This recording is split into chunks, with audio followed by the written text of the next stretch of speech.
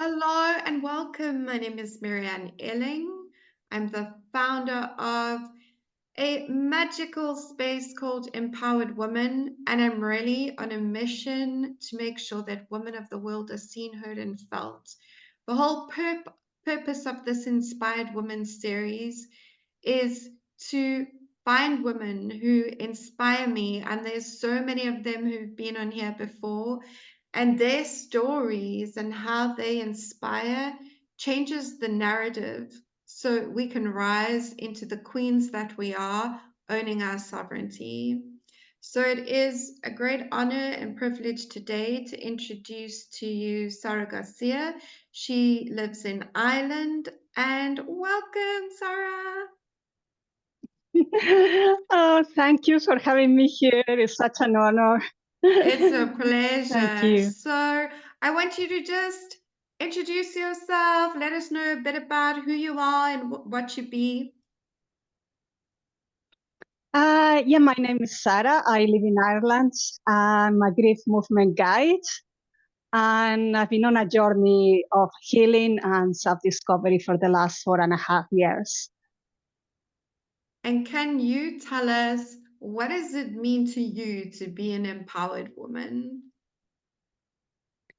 Yeah, that's an interesting question because I used to think that being empowered was all about having confidence, believing in yourself, having self-trust, and being able to stand for what you believe and stand for yourself.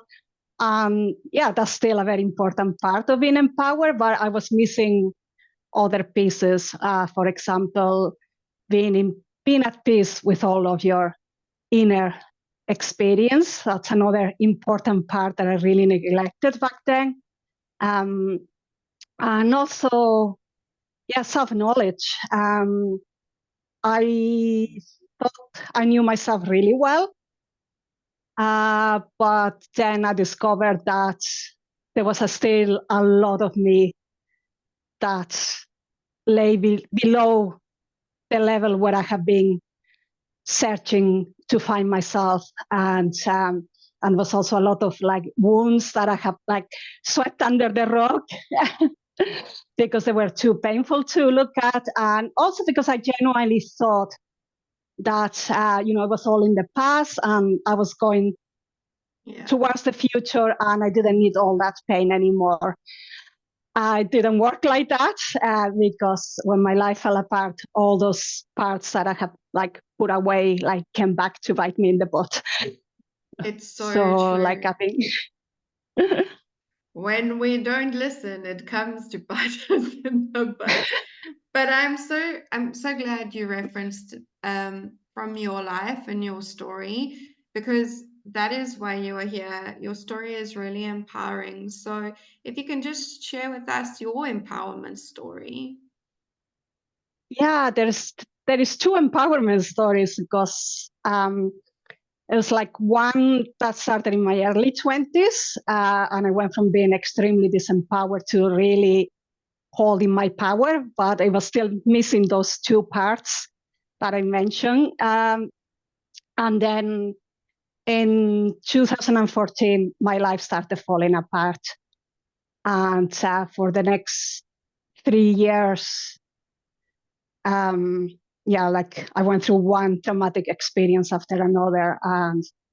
And in 2017, like I ended up with my nervous system completely shattered and suffering from really serious PTSD. So I guess like the empower story that I want to share is the one that I've been on, the journey I've been on since then, because that's what led me to do all the healing work and led me to be working with you. So I'll share that one. So as I said, yeah, like 2017, I was like suffering from PTSD, nervous system completely shattered. It was a really painful time, a lot of turmoil. For the next couple of years, I was completely on survival mode and almost not surviving. It was really hard to even face life on a day-to-day basis. And then in 2020, I did a course on trauma healing on Insight Timer by Ralph de la Rosa. And he mentioned he had a book that was a companion book to the course. So I bought the book. The book is about trauma healing and meditation. And with it, he interweaves his story of healing. And reading his story is what gave me the encouragement and the hope to embark on my healing journey. It was like if I had been drowning in a dark sea, nothing but darkness around me. And then all of a sudden, this lighthouse illuminated the whole thing, and I saw that the shore was within swimming distance. And from that moment, I knew I was going to be okay. I just have to find a way. So I started doing loads of courses, like reading lots of books on trauma, learning as much about trauma as I could, going to trauma conferences, anything that was free, because I didn't have 2 pennies to rub together at the time. I was like barely able to afford my bills, never mind like paying for courses or anything else. So I just had to do with whatever I could find for free, and it was amazing how much stuff there is out there, and that kind of was a counterbalance from all the darkness I saw in the world. That was all these people putting out all this free content to help others. That was a really important part in my healing, apart from all the courses and information I got. It was that sense of like, I'm not alone. And then I got some courses that weren't even free, and they were given to me for free. Ralph de la Rosa gave me his course, Chrysalis. Another, that was like in start of 2022. Another teacher gave me another course around the same time. And then more recently, you like led me into your course with me. So I felt that I was really looked after. So yeah, like I've been doing all kind of works, like trying lots of different healing modalities, a lot of somatic work, IFS, and then your work as well.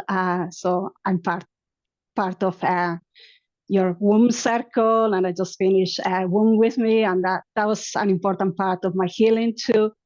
So yeah, I've been doing a lot of stuff. I managed to finally overcome PTSD about 2.5 years ago. And when I started, that's all I wanted. I just wanted to to be free of the hell I was going through. I wasn't thinking of what will come after that. It was just if I can, survive this, that's all I need. But then I saw there was the potential that all this work had to go beyond that, and to really find, really come to be the full expression of what I was always meant to be.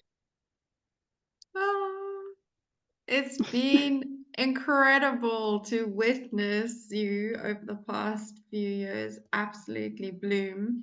And I want to know, for someone who's watching this, who's like exactly where you were in this, I love how you explain this sea of darkness with no light, and then you were looking for something. What advice would you give to someone watching this who resonates with your story, who also wants to empower themselves? Yeah, like the most important thing is not to give up on hope, even if things hadn't changed in few years and you don't know which way you're going, or like what your healing is going to look like.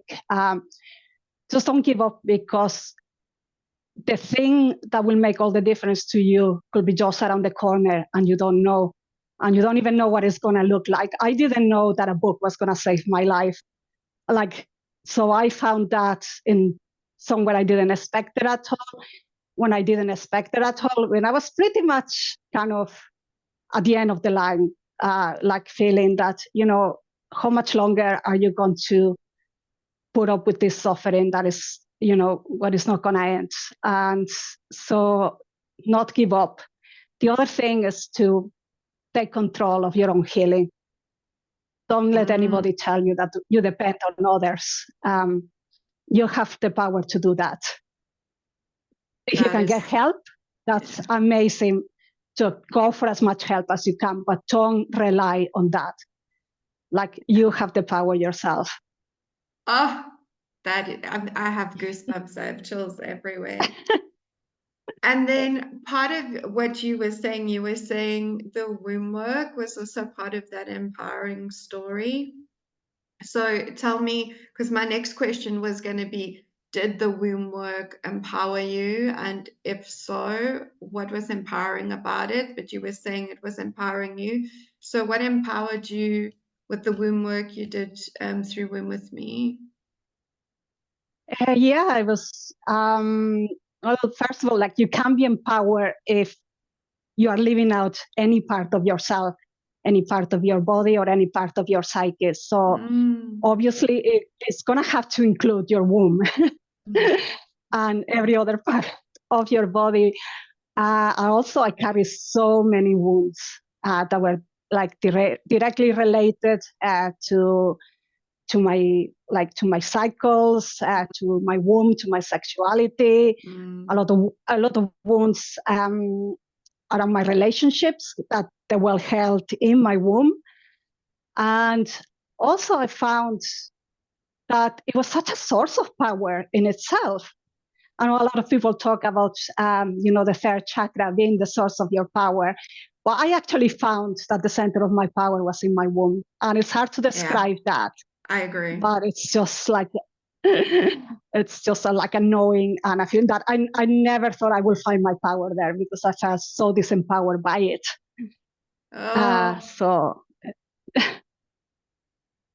But one thing I must say about this woman is she shows up and she does the work. So she showed up in the container and just like went for it. The minute everything was out, she dived in.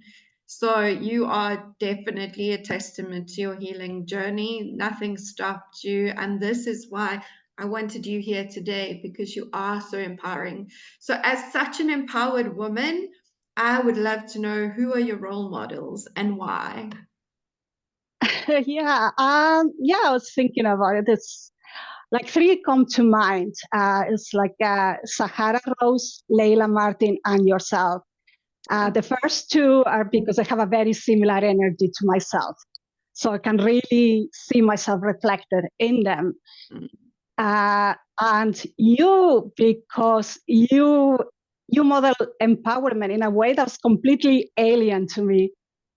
But I love that. And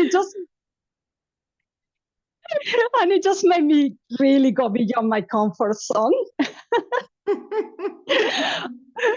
But then I found that there was so much power in that, and I discovered another part of myself that had shown up like at a previous time in my life, in my teens, but it was in such a wounded and unhealthy and unintegrated way that I had like surrounded that part with shame.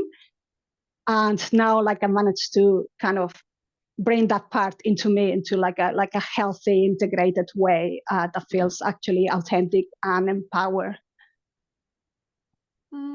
So yeah.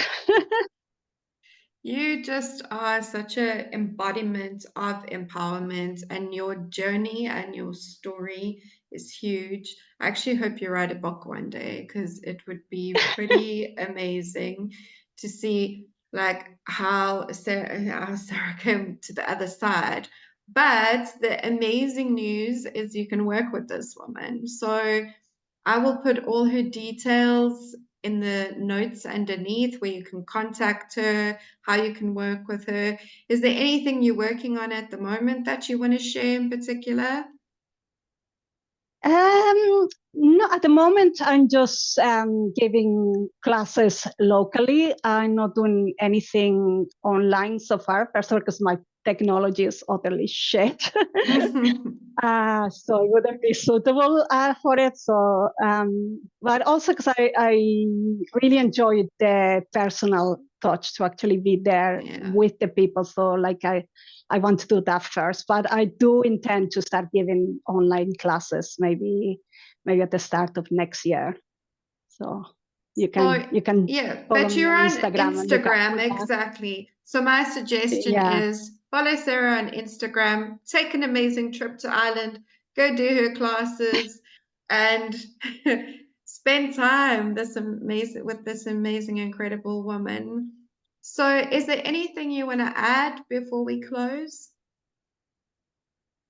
Um, yeah, I'd be interested to know if people would like to comment if there was any part of this conversation that really helped them in any way or anything that they got out of it. I would be really interested in knowing and would really appreciate any comments and feedback. It's my first Amazing. interview, so it's kind of One of many, my love, one of many. So thank you so much for taking the time to spend thank with you. us today. And if you're watching this, connect with Sarah, reach out. This really is wherever you are right now, you're exactly where you're meant to be. And there are many spaces where you can be seen, heard, and felt. And it is my mission to make sure that every woman on this planet is. So we hope you enjoyed today's series, and we'll see you on the next one.